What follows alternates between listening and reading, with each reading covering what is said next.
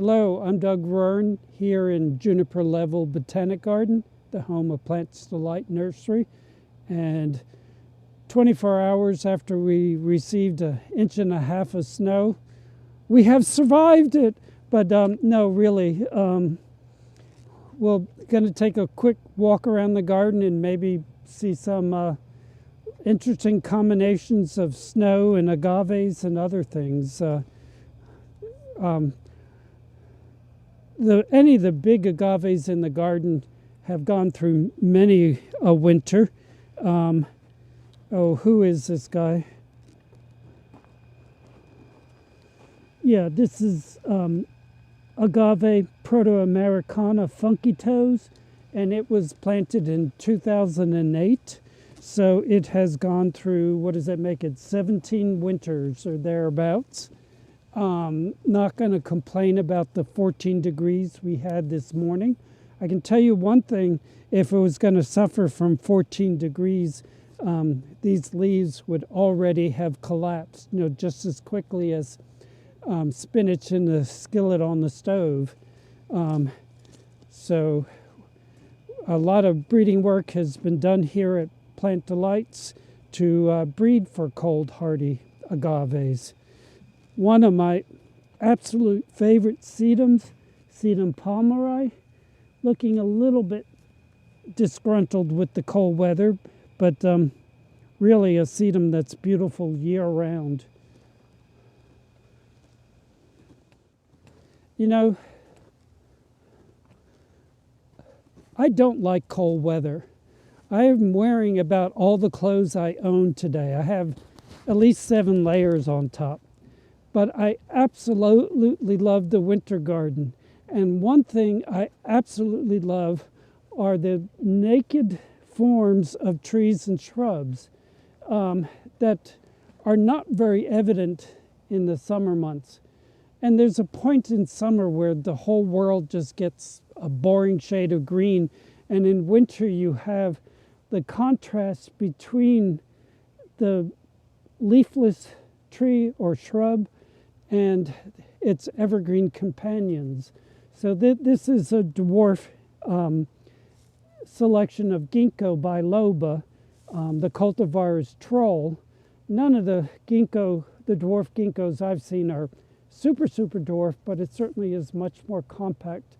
And it's just these interesting stems with these prominent little, what are in apple trees would be referred to as spurs, these extremely compact side branches that put out leaves each year but don't lengthen much. And it's in contrast to the shrub, which is an adult form of English ivy. When it comes to weeping plants, I find them the most dramatic in the winter when you can really see the branching structure. Oh, and I learned something really interesting just a few days ago from Dr. Denny Werner, the breeder of so many fabulous redbud cultivars. I saw this really handsome specimen of a weeping redbud in his garden. And what he does is cut the top of the plant back every winter. And so come spring, they put out these really beautiful, strong stems, and not that many of them. So it just becomes very structural in the winter garden.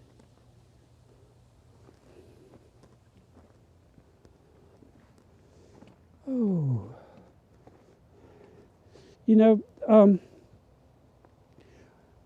us gardeners, especially when we begin gardening, might focus too much on color. Color, the 3 most important things in a garden to some people. And then we realize that any successful composition requires not only color but shapes and textures. I think in the winter garden in some ways is sort of like looking at a composition that was photographed in black and white, where you're not distracted by color, but you're instead focusing on shapes and textures. And I sort of feel the winter garden is this way. And so we have a very definite shape of this yucca and a very different shape of two different mahonias, and then the naked stems of a dwarf pomegranate. You know, a composition that's not devoid of color, but if your only goal was color, color, color, you wouldn't be happy with it. But I find it very pleasing, these interesting shapes and textures. And you know, if we turn around here, we see many different agaves and yuccas in the background. Again, the color range is sort of gray, green, green, and brown. It's a little bit of bright yellow, but thoroughly pleasing to my eye.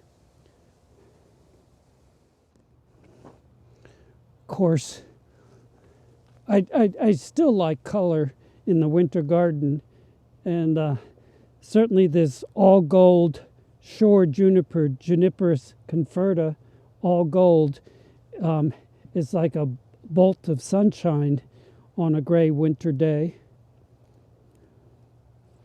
with little remnant touches of snow. I don't believe anybody starved to death after a night of snow last night or 2 nights ago. And the best of the deciduous ornamental grasses, in my mind, are the ones that remain attractive through the winter months. We walk past a switchgrass, Panicum virgatum. They're often spectacularly beautiful in the winter months, but this is Muhlenbergia lindheimeri, one of those scary scientific names, which isn't scary at all if you take the time to think, well, that looks like two good German family names, Muhlenberg and Lindheimer, which is exactly where the name comes from. Oh, my goodness. This is just so beautiful. The shape of this agave, like a great big artichoke, and then that shape repeated by the yucca behind it with slightly different form and certainly a different color. We can create beautiful pictures in the winter garden even without flowers.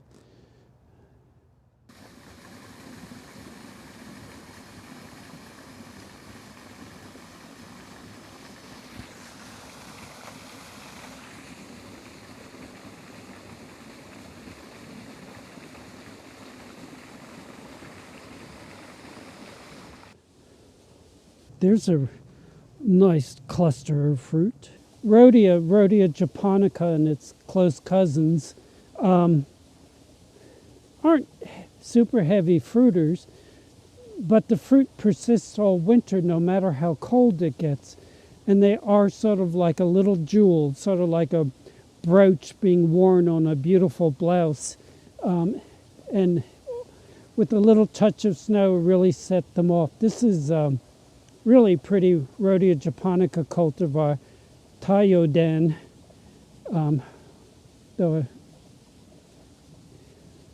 And though we do eventually collect all the fruit and sow most of it, most of these cultivars only produce green seedlings, despite them having variegated foliage or other interesting foliage.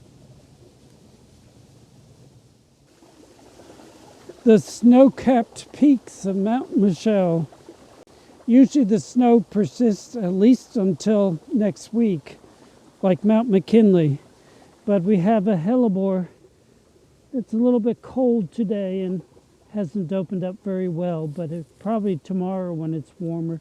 One of the wonderful modern sterile Lenten roses, or hellebores, Lemperi winter ballet liara. When it opens up, it'll be a big flat flower.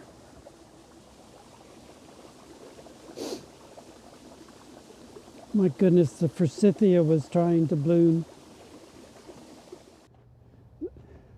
Some of our favorite winter interest plants are ones with showy fruit display, and certainly the ruscus are one that can be counted on red berries all winter long. And this is the self-fruitful clone, Elizabeth Lawrence, that sets fruit without the presence of a male. It's also a compact grower, only about half the height of a normal ruscus or butcher's broom, Ruscus aculeatus, referring to the acute needles, the leaves, which come to an acute point,